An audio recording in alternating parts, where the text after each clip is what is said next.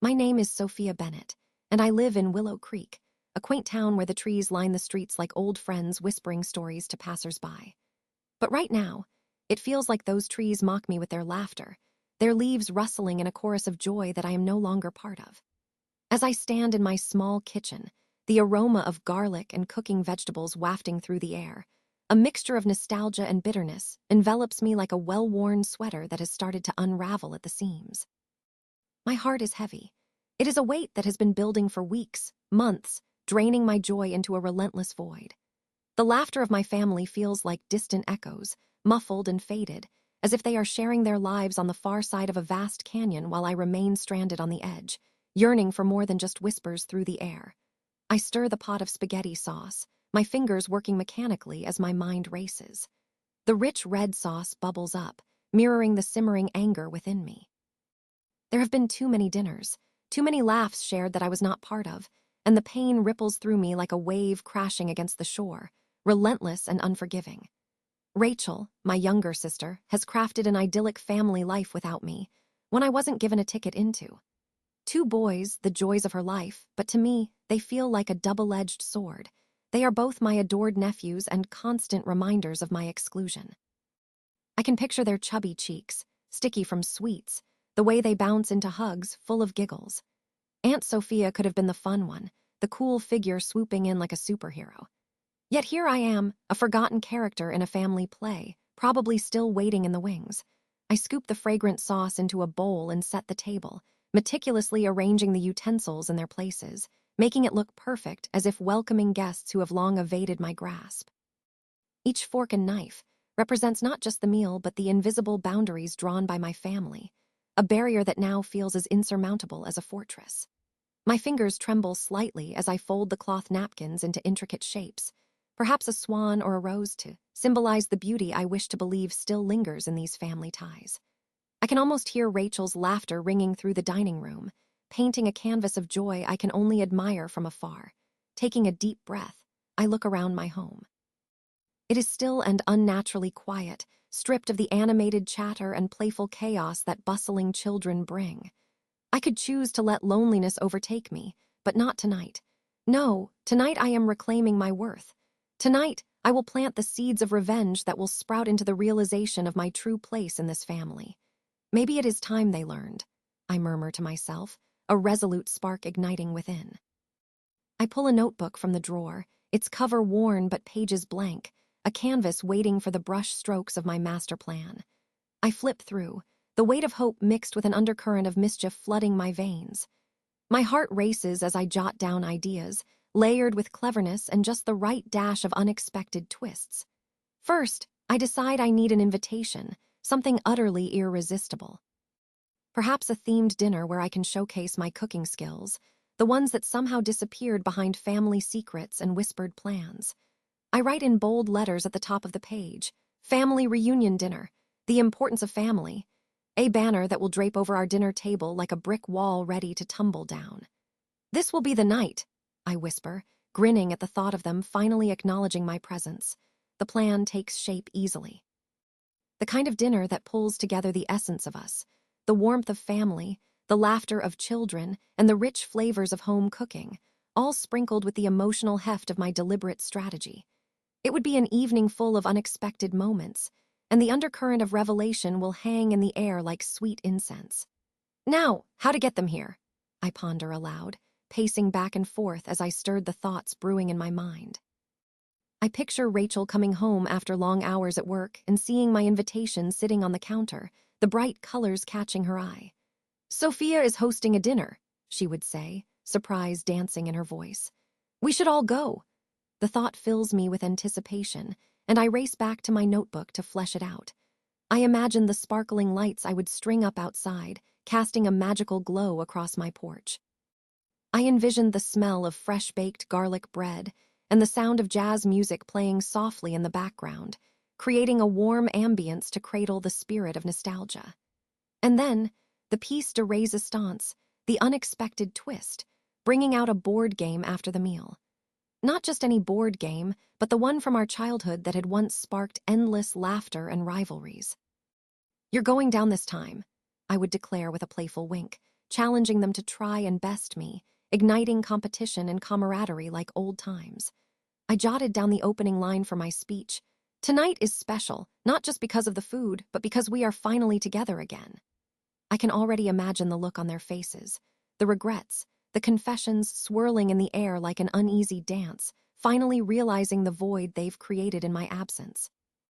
With my thoughts racing, I drafted the invitation, crafting every word carefully as if each letter were a brushstroke on the canvas of my memory.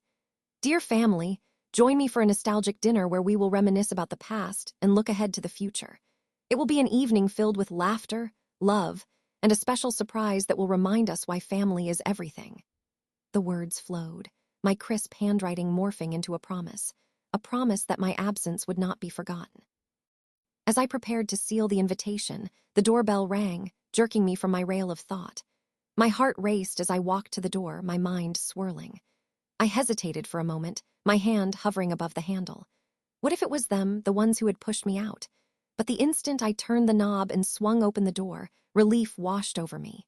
There stood my parents, both holding takeout bags brimming with food from our favorite local diner. The scents collided, flooding my senses with a mixture of fries and grilled burgers, familiar and comforting, yet somehow bittersweet. They always knew how to barter with my hunger for familiarity, yet tonight that well-used tactic could not distract me from the disappointment clinging to my heart. "Surprise!" my mother chirped, her eyes alight with excitement. "We figured you could use a meal together." Amy smiled brightly at me, oblivious to the storm brewing within my heart. "Thanks, but I have plans for dinner tonight," I replied, my voice leaning toward the sharp side. I could feel my stomach clenching as I swallowed the bitterness. "Oh, come on, dear," my father chimed in, his gentle smile still placed on his face. "We miss you. Rachel and the kids just came over earlier today, and you would love seeing them." The implications of those words crashed into me like a tidal wave. They had invited my sister and her family over in secret, and here I stood, feeling like the odd one out again. My lower lip quivered, but I quickly swallowed my emotions, unwilling to show them my pain. "Really? Another dinner without me?" I couldn't help but snap, the fire of resentment crackling to life inside me. My parents exchanged worried glances. "Sophia, sweetie, please don't," my mother began, her voice trembling with concern. "What, Mom?" I interrupted. "Don't ask why once again I seem to have missed the invitation. You think giving me leftovers from a takeout place counts as family time." My father stepped forward. "That is not fair," he put forth, his voice firm but gentle. "We have been trying to keep things simple during these times. You know how things have been." I clenched my fists, fighting the urge to scream. "Simple? You mean keeping me out of everything?" "I could have been part of it if you had just thought to include me." The silence echoed in my chest, thick and suffocating.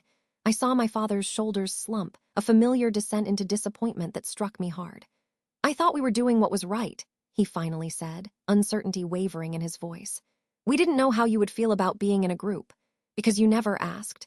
I had raised my voice, but the sadness behind it shattered into 1,000 pieces. "I just wanted a seat at our table again." With that, I slammed the door shut, leaving my parents standing in the cold night air. I pressed my back against the door, feeling the cool surface for stability. The injustice clawed at my heart. Tears streamed down my cheeks unbidden, but with each drop that fell, the fire of resolve ignited even brighter. My plan was set. One dinner would leave them shaken, transformed into a lens through which they would finally see me, not as a shadow haunting their gatherings, but as a vibrant thread woven deep into the family fabric. I turned back into my kitchen, wiping my eyes and tearing the invitation. I would create something even more enticing, striking amidst the bitter sadness. This dinner would be the one they would never forget. It would transform everything forever, leaving a mark that would remind them of the warmth they left at the edges, the warmth they had no idea they had dimmed.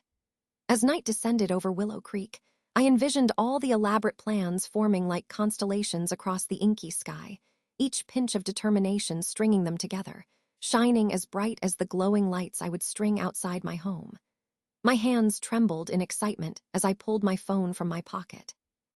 "Tonight, I begin," I whispered to the stillness, and with that I started to plot the masterpiece of my revenge.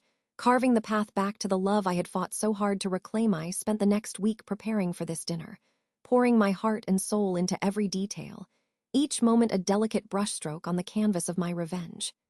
The anticipation curled in my stomach like a live wire, a mix of excitement and anxiety shimmering beneath the surface.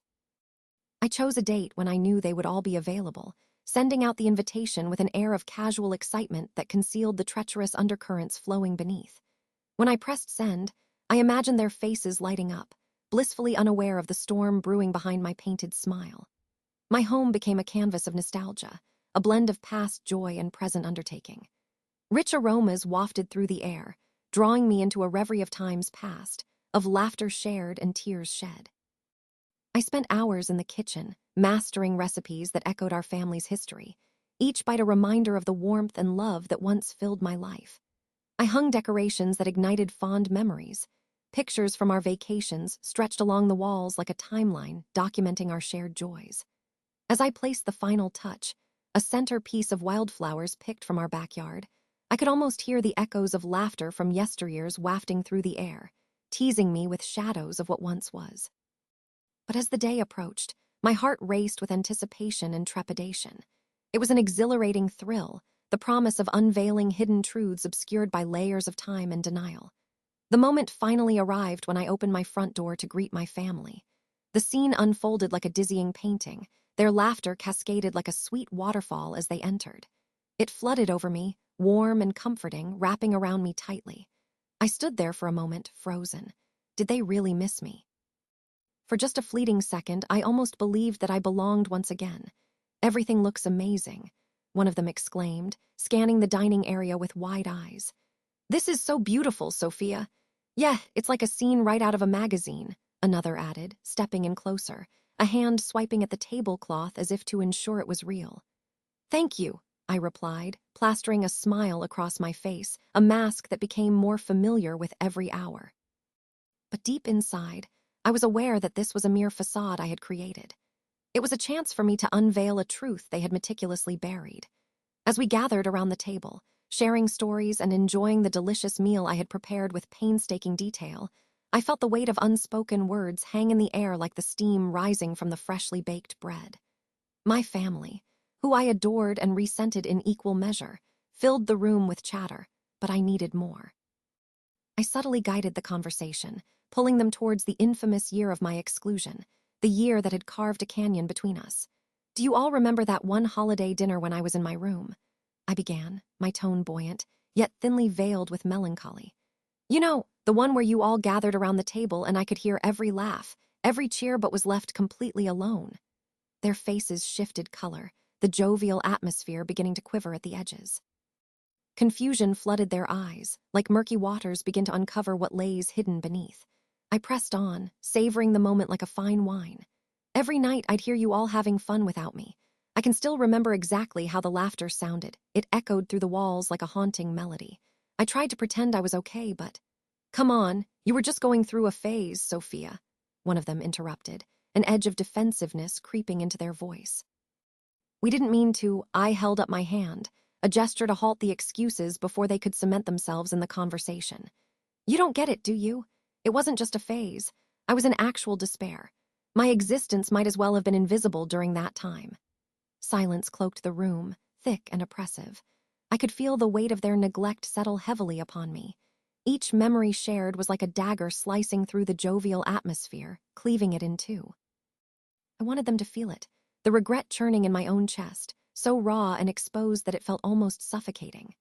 "I can still picture the meals I wasn't invited to," I continued, recalling them with painful clarity. "The slow-cooked family recipes that were my favorite forgotten. No conversations came my way. It was as if you all reshaped your lives around my absence. I felt like a ghost haunting my own home." Laughter transformed into awkward glances. Excited chatter stumbled into hesitant pauses. Voices that once harmoniously filled the air became discordant. Was it guilt I saw in their eyes? Was that regret painting their faces a shade of shame? I leaned into that discomfort as if it were a melody, allowing it to swell around us, a powerful crescendo drowning out all else. "Maybe I needed you all the most during that time," I said softly, the sincerity laced with a hardness that cut deeper than intended. "Did you ever stop to think how alone I was? Or did you all conveniently forget?" "I never realized," one of them stammered, eyes darting nervously. We just thought you chose to stay away. Chose. My voice rose, vibrating with restrained fury. Chose to stay away from my own family. I didn't choose anything. I was discarded, and you all laughed it off as me being difficult. When did it become acceptable to ignore your blood? Their faces told the story, a kaleidoscope of emotions reflected back at me. Sadness, denial, regret. It was as if I had thrown a stone into glassy waters, and each ripple echoed their unacknowledged guilt. I became the specter of my own demise, forcing my family to confront the discomfort I had deliberately orchestrated. You don't understand. One of them finally broke the silence, struggling to form a coherent thought. We thought you were fine. You were quiet, but we didn't know. Why didn't you ask? I fired back, the heat of indignation rising in my veins. So many times, I sat beside you all, silently screaming for someone to notice. I was right there, but you continued to pull each other closer, drawing the circle of love tighter around yourselves while I grew colder. A heaviness settled between us, thick and grief-laden. The memories hung in the air like a thick fog, obscuring everything but the truth blaring in our faces. Their discomfort was palpable, and I soaked in the sight of their unraveling, savoring it as if it were the finest dessert.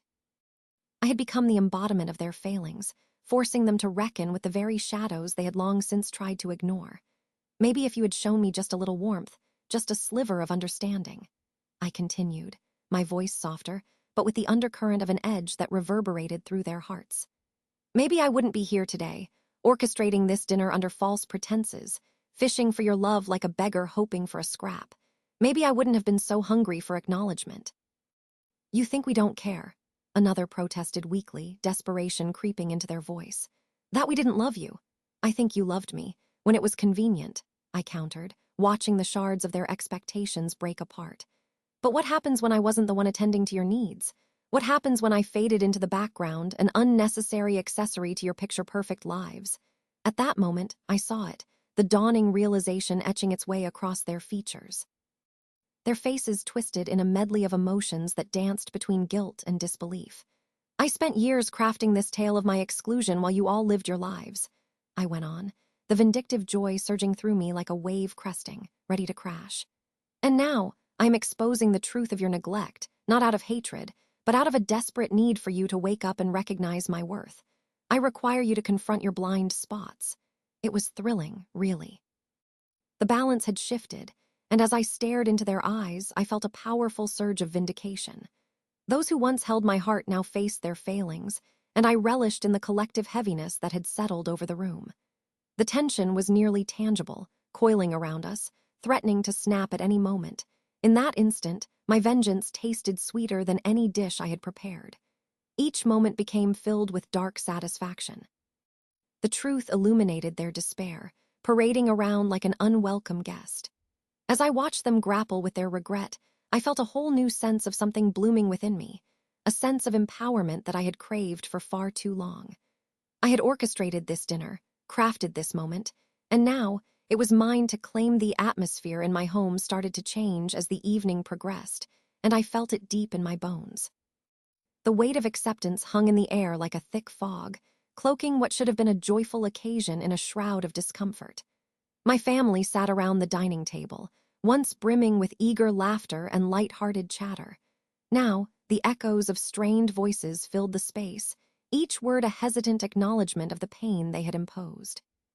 Their faces went from animated to solemn, each member lost in a sea of silent contemplation, grappling with the reality of their past actions while I quietly observed, a smile teetering dangerously on the edge of something more sinister. A part of me, buried beneath layers of hurt and disappointment, reveled in this moment.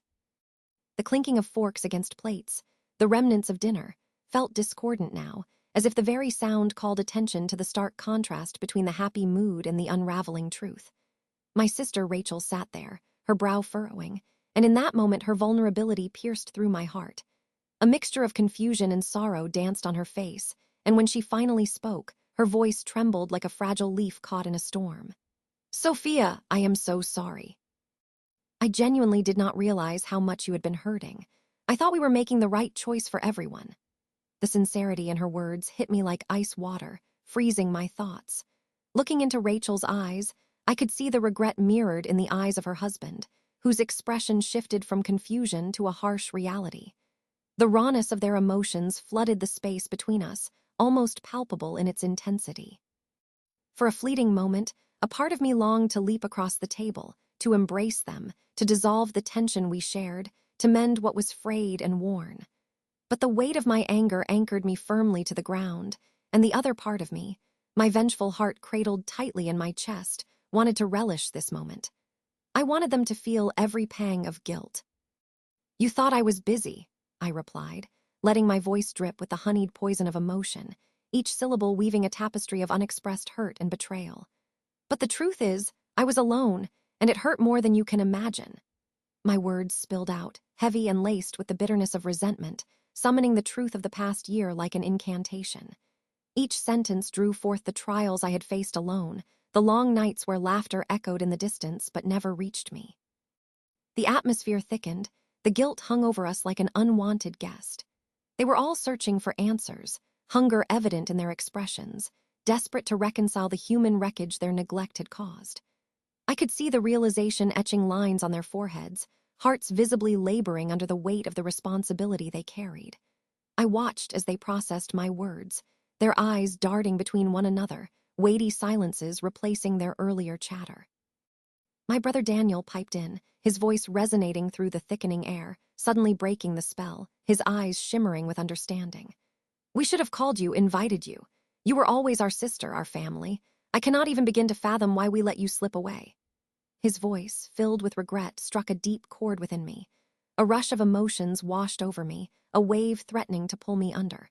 I wanted to scream for the time lost, the moments they failed to see me. It felt like they were plucking the strings of my heart, playing a mournful tune I had long buried deep. As the dinner reached its climax, the remorse that had settled so heavily on the table transformed into a faint glimmer of hope. Each member of my family seemed to be finding their footing, their tentative words crafting a collective promise. To change, to rebuild whatever broken threads had frayed under the weight of neglect and misunderstanding. Tears streamed down some faces, blurring the lines of my anger and pain. I looked at them, the fibers of our connection coming into view, illuminating the shadows that had cloaked our relationships for so long. In that moment, as I bore witness to their sincerity, something deep within me stirred. My heart softened slightly, a fragile flower blooming in the harshness of winter. With every word shared and every expression of regret, I felt the chains of resentment begin to loosen, but they were still anchored within me, a reminder of the past I couldn't quite shake off. A flicker of hope ignited within, a thread of connection woven delicately back together. I attempted to once more clench my fist around hatred, anger curled tight in my hand like a bitter pill, but the warmth emanating from the table wrapped around me, softening my resolve. Could it be possible, after all this time, that I truly wanted to mend what was broken? The idea felt both thrilling and terrifying. I wanted to be part of their lives again, to weave laughter back into our tapestry, to garnish our stories with new memories. But how? I asked, suddenly nervous about the enormity of what was being offered. How do we come back from this? The sincerity in my eyes mirrored their understanding, and my family leaned in, listening eagerly, waiting for my next words. Rachel was the first to respond, her features still etched with remorse. "We start by not letting distance define our relationship anymore. I should have reached out, included you in everything. We thought you were better off without us, but the truth we all see now is that family is supposed to stick together through thick and thin." Daniel chimed in. "I have to agree with Rachel. We can create new traditions, new memories. I want to be the brother you always deserved, not just in name but in action. We both want to make up for lost time." Their commitments, wrapped in sincerity, pulled tighter the fibers of connection, and suddenly I felt as if I were standing on a cliff, the ocean's waves crashing below, both a thrill and a fear creeping up my spine. Every instinct, every ounce of pain I had unleashed on them echoed in my mind, but alongside, there glimmered mingled hopes, promises of a brighter future. As the evening progressed, laughter cautiously reclaimed its space around the table, but those sounds were more than just noises. They were a testament to the love we had lost and the unity we were trying to forge again. Each laugh was interlaced with remnants of our past, a reminder of what had already been, yet full of the breath of new beginnings. In sharing our stories and regrets, I could see pieces of us all reassembling, like a puzzle that had long been forgotten, finding its way back to its original form, albeit with some rough edges. Yet, even in the joy beginning to bloom in the aftermath of sincerity, the whispers of vengeance still lingered like shadows at the edges of my thoughts, tempting me to remind them how far they had let me fall. They talked about the journeys they'd each taken in my absence, but I was still the one who shouldered the burdens of solitude, fighting against the whispers of loneliness that echoed through the corners of my mind. Can this really change? I wondered quietly, letting the moment wash over me. Could we be a family again? Would the taste of vengeance melt away completely, replaced by a genuine sense of belonging? As I looked into their eyes, I began to believe it might. The bitterness that had governed my heart could blend into something sweeter, something I had always wanted but never thought I would see. And as the evening drew to a close and the conversations deepened, the fragile threads of connection blossomed, the glimmer of hope shining brighter amidst our tangled past. Little did I know, the sweet reverie of family might one day clash with the haunting call of revenge, as the struggle between love and vengeance, the core of our very essence, had only just begun. The evening gradually drew to a close, but the conversations did not wane. My family and I lingered at the table long after the last course was served, our hearts on full display for the world to see. The long oak table we were gathered around seemed to hold memories of both joy and sorrow, but at that moment, it felt like an anchor, a stage for our newly found truths. There was warmth in the air, a soft glow of candlelight dancing across expressions that had once been shrouded in doubt and misunderstanding. I could still taste the richness of the last dish we had shared, a creamy risotto that had become a kind of ritual for special nights like these. But now it seemed like an echo of something more profound, nourishment for our souls. The scent of vanilla and spice lingered in the air, a reminder of the warm desserts that had brought us together. We chatted earnestly, exchanging stories and jokes that sprung from corners of our hearts long neglected. The shadows that had settled between us were slowly being cast aside, like an old quilt finally uncovered to let in the light. I could see the flicker of hope in each of their eyes, a shared understanding that what we had almost lost was now being recovered. I remember that time you tried to bake that chocolate cake and nearly set the whole kitchen on fire, my sister said, laughter bursting forth like the sweetness of the dessert we'd just eaten. You were so determined to impress us, and look how that turned out. I couldn't help but laugh along, the sound bubbling from my chest. That cake was a disaster and tasted like charcoal, but it taught me how to be better, to pay attention. Look where I ended up, I replied, my tone edged with playful sarcasm. A professional chef in the making. More like a professional disaster, my brother chimed in, and we all erupted into laughter. The joy in that moment enveloped us, wrapping each of us in an almost tangible embrace. As the energy in the room shifted towards this warmer space, washing over me like a comforting wave, I felt a draft of old memories fill my lungs. They were genuinely making an effort, rekindling a bond we had almost lost. I could see my sister's eyes glistening, those familiar pools radiating sincerity, and that simple gesture made my heart swell. She reached out to hold my hand, squeezing it tightly as if grounding us both in that shared moment. We want you to be part of our family again, Sophia, she said softly, yet her voice rang with determination. I promise that from now on, we will never take your presence for granted. We need you here. Her words blanketed the room with warmth. The dark clouds that had shrouded our family dissipated, if only momentarily, in the hope of renewal. I could feel the flutter of my heartbeat quicken at her admission, an almost euphoric sensation that washed away the ache of the past. I want to be here, I finally said, my throat feeling tight as I fought back tears. I want to be a part of this, to be part of you. Moments passed, filled with open smiles and acknowledging nods. Natasha, my sister, leaned in closer, whispering, "Let's promise to make a new tradition, something to remind us that we're in this together." I nodded, taking in every essence of that moment, the flicker of candlelight, the laughter that bounced off walls, the rekindling of our spirits, the deep breath shared between us.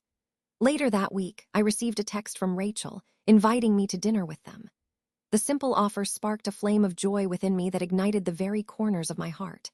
It felt monumental, just a dinner invitation, yes, but also a doorway opening into something I had thought forever closed. I stared at my phone for a long moment, a warm rush filling my cheeks. Before I could even type a response, I was reminded of all the laughter we had shared. The deep conversations were painting a new picture of who we were becoming, emphasizing the light of love more than the shadows of our past mistakes. I left my phone on the kitchen counter and strolled into the living room, catching sight of a framed family photograph adorning the wall.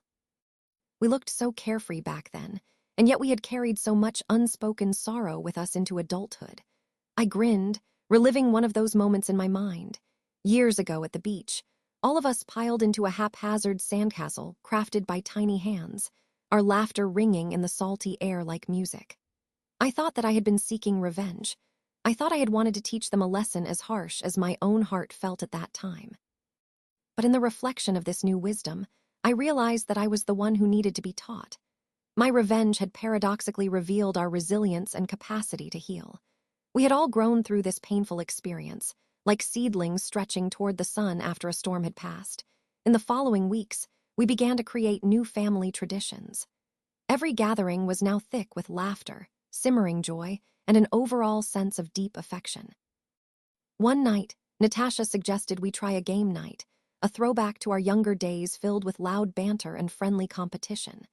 That simple idea had turned into a lively splash of race cars, trivia questions, and the great battle of charades. At one point, I stood in front of my family, mimicking an exaggerated bird, flapping my arms while shooting blaring sounds in an attempt to signify sparrow.